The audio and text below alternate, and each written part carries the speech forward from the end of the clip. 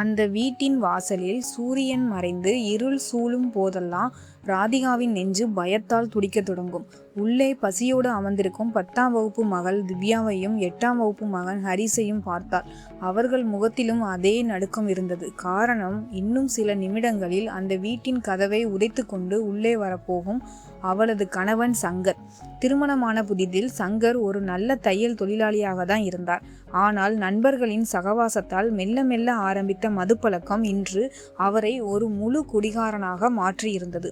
இப்போது சங்கருக்கு குடிதான் உலகம். வேலைக்கு போவதை நிறுத்தி பல மாதங்கள் ஆகிவிட்டன.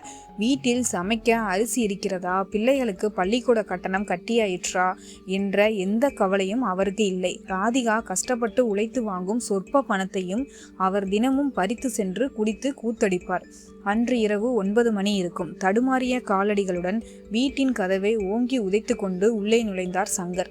வாயிலிருந்து வீசிய சாராய நாற்றம் அந்த சிறிய அறையையே நிரப்பியது. உள்ளே வந்ததும் வராதுமாக, ஏய் ராதிகா, காசு ரெடி, இன்னைக்கு இன்னும் கொஞ்சம் குடிக்கணும், காசு பத்தல என்று கத்தினார். ராதிகா கைகளை கூப்பி கண்ணீருடன், இல்லைங்க, கையில் ஒரு பைசா கூட இல்லை. இது நாளைக்கு காலையில் திவ்யாவுக்கு பரீட்சைக்கு ஃபீஸ் கட்டுறதுக்காக பக்கத்து வீட்டில் கைமாத்தாக வாங்கிட்டு வந்த பணம். இதை எடுத்துட்டு போயிடாதீங்க, புண்ணியமாக போகும் என்று அவர் காலில் விழுந்து அழுதாள். ஆனால் மதுவின் போதையில் இருந்த சங்கருக்கு தன் பிள்ளைகளின் படிப்பு பெரிதாக தெரியவில்லை. படித்து என்னடி, கலெக்டராக போறாளா என்று கத்திக்கொண்டே ராதிகாவின் முடியை பிடித்து இழுத்து சுவரில் முட்டினார். அவளது கையில் இருந்த பணத்தை பிடுங்கிக் கொண்டு அவளை கீழே தள்ளிவிட்டு டாஸ்மாக் தேடி ஓடினார். அம்மாவின் அலறல் சத்தம் கேட்டு திவ்யாவும் ஹரிஷும் ஓடி வந்து அவளை கட்டிக்கொண்டு அழுதார்கள். ராதிகாவின் நெற்றியில் இருந்து இரத்தம் கசிந்தது. அம்மா, நமக்கு ஏன் இந்த நிலைமை? அப்பா ஏன் இப்படி இருக்காரு என்று ஹரிஸ் அழுதான். அந்த நள்ளிரவில் காயம்பட்ட உடலோடும் உடைந்த மனதோடும் ராதிகா விடிய விடிய அழுதாள். குடிகார கணவனுக்கு வாக்கப்பட்ட ஒரு பெண்ணின் வேதனை மரணத்தை விட கொடுமையானது என்பதை அவள் ஒவ்வொரு நாளும் உணர்ந்தாள். சங்கரின் குடிப்பழக்கம் நாளுக்கு நாள் எல்லை மீறியது. தெருவில் விழுந்து கிடப்பதும் ஊராரிடம் வம்பு இழுப்பதுமாக இருந்தார். இதனால் ராதிகாவும் அவளது பிள்ளைகளும் தலைகுனிந்து வாழ வேண்டியிருந்தது. பள்ளியில் திவ்யாவையும் ஹரிஷையும் மற்ற குழந்தைகள் குடிகாரம் பிள்ளைகள் என்று ஏளனம் செய்தார்கள். ஒரு நாள் திவ்யா அழுது கொண்டே பள்ளி பையை கீழே போட்டுவிட்டு, நான் இனிமே ஸ்கூலுக்கு போகலாமா, எல்லாரும் அப்பாவை அசிங்கமா பேசுறாங்க, எனக்கு அவமானமா இருக்கு என்று கதறினாள். பிள்ளைகளின் கண்ணீர் ராதிகாவின் மனதில் ஒரு புதிய மாற்றத்தை ஏற்படுத்தியது. தன் கணவர் குடித்து தன்னை அழித்து கொள்வதை என்னால் தடுக்க முடியவில்லை. ஆனால் அதை காரணம் காட்டி என் பிள்ளைகளின் எதிர்காலத்தை அழிக்க நான் விடமாட்டேன் என்று தனக்குள்ளே சபதம் எடுத்தாள். அவமானம் தந்த வழி அவளுக்குள் ஒரு வைராகியத்தை விதைத்தது. யாருக்காகவும் இனி காத்திருக்காமல் தன் சொந்த காலில் நின்று பிள்ளைகளை காப்பாற்ற வேண்டும் என்று முடிவும் செய்தாள். இனிமேலும் சும்மா இருந்தால் பிள்ளைகள் நடுத்தருவுக்கு வந்து விடுவார்கள் என்பதை ராதிகா உணர்ந்தாள். கிராமத்து சந்தின் முனையில் இருந்த ஒரு பெரிய மாவு மில்லில் கூலி வேலைக்கு சேர்ந்தாள். விடியற்காலை 5 மணிக்கெல்லாம் மில்லுக்கு சென்று விட வேண்டும். கடுமையான சத்தத்திற்கு நடுவே கனமான மிளகாய் மூட்டைகளையும் கோதுமை மூட்டைகளையும் தன் மெலிந்த தோள்களில் தூக்கி கொட்ட வேண்டும். நாள் முழுவதும் அந்த மாவு தூசிகளுக்கு நடுவே நின்று வேலை செய்வதால் மூச்சு திணறலும் ஏற்படும், உடலும் வதங்கும். ஆனாலும் தன் பிள்ளைகளின் கல்விக்காக அந்த வேதனையை இன்முகத்தோடு தாங்கிக் கொண்டாள். மில் முதலாளி அவளது நேர்மையை பார்த்து வார சம்பளத்தை துல்லியமாகவும் கொடுத்தார். காலம் கடந்தது.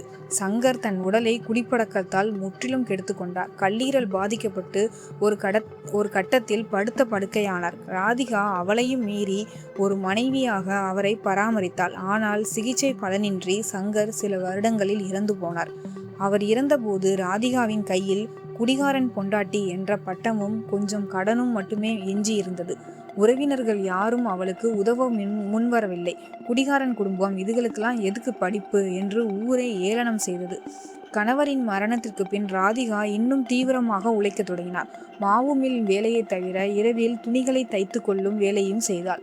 அவளது உழைப்பை கண்டு திவ்யாவும் ஹரிஷும் படிப்பில் தடம் மாறவில்லை.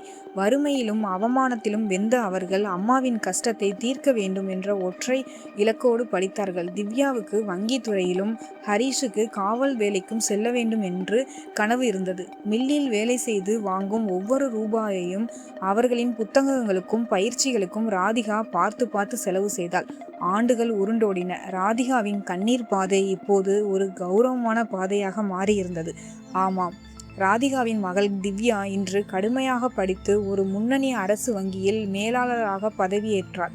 மகன் ஹரீஸ் தனது உடல் உழைப்பாலும் படிப்பாலும் இன்று தமிழ்நாடு காவல்துறையில் சப் இன்ஸ்பெக்டராக கம்பீரமாக யூனிஃபார்ம் அணிந்து நிற்கிறார். அன்று திவ்யாவின் முதல் மாத சம்பளம் வந்த நாள். ராதிகாவிற்கு பழைய நினைவுகள் எல்லாம் நெஞ்சில் நிழலாடின. நெற்றியில் சங்கர் அடித்த வடு இன்னும் லேசாக தெரிந்தது. வாசலில் ஒரு போலீஸ் ஜீப் வந்து நின்றது. அதிலிருந்து சப் இன்ஸ்பெக்டர் உடையில் ஹரீஸும் கையில் கோப்புகளுடனும் திவ்யாவும் இறங்கி வந்தார்கள். நேராக அம்மாவிடம் வந்து திவ்யா தன் முதல் மாத சம்பள பணத்தை அவள் காலடியில் வைத்து ஆசி பெற்றாள். ஹரீஸ் கம்பீரமாக தன் தாய்க்கு ஒரு சல்யூட் அடித்து, அம்மா, அன்னைக்கு அப்பா பிடுங்கிட்டு போன அந்த பணத்துக்கு பதிலாக இன்னைக்கு உன் பிள்ளைங்களோட கௌரவமான உழைப்பு பணம் இது. ஒரு குடிகாரன் குடும்பம்னு இந்த ஊரே நம்மளை ஒதுக்குச்சு. ஆனால் அந்த மாவு மில் தூசியிலேயே வெந்து எங்களை இந்த நிலைமைக்கு கொண்டு வந்திருக்க நீங்கள் தாம்மா எங்களோட நிஜமான தெய்வம் என்று கண்ணீரோடு தாயை கட்டிப்பிடித்து கொண்டார்கள். மில்லில் வேலை பார்த்தபோது அவளை புழுவாக பார்த்த இந்த ஊர் மக்கள் இன்று அவளது பிள்ளைகளின் பதவியையும் கம்பீரத்தையும் பார்த்து வாயடைத்து நின்றார்கள். ஒரு குடிகார கணவனால் நரகத்தை கண்ட ராதிகாவின் வாழ்க்கை இன்று தன் பிள்ளைகளின் பாசத்தாலும் சொந்த உழைப்பாலும் சொர்க்கமாக மாறியிருந்தது. புயலில் சிக்கிய ஓடமாக இருந்த தன் குடும்பத்தை தன் சுயமரியாதையாலும் தைரியத்தாலும் கரையேற்றி இன்று ஊரே வியக்கும்படி நிமிர்ந்து நின்றாள் ராதிகா. இந்த கதை உங்களுக்கு பிடித்திருந்தால் மறக்காமல் நமது கீர்த்தி ரியல் டாக் சேனலை சப்ஸ்கிரைப் செய்து ஆதரவளியுங்கள். இந்த கதையை பற்றிய உங்களுடைய கருத்துக்களை கீழே கமெண்ட் பாக்ஸில் பகிர்ந்து கொள்ளுங்கள். அப்படியே உங்கள் நண்பர்களுக்கும் இந்த வீடியோவை ஷேர் மற்றும் லைக் செய்ய மறக்காதீர்கள். மீண்டும் ஒரு சுவாரஸ்யமான உத்வேகம் தரும் கதையுடன் உங்களை சந்திக்கிறேன். நன்றி. இது உங்கள் கீர்த்தி ரியல் டாக் யூடியூப் சேனல்.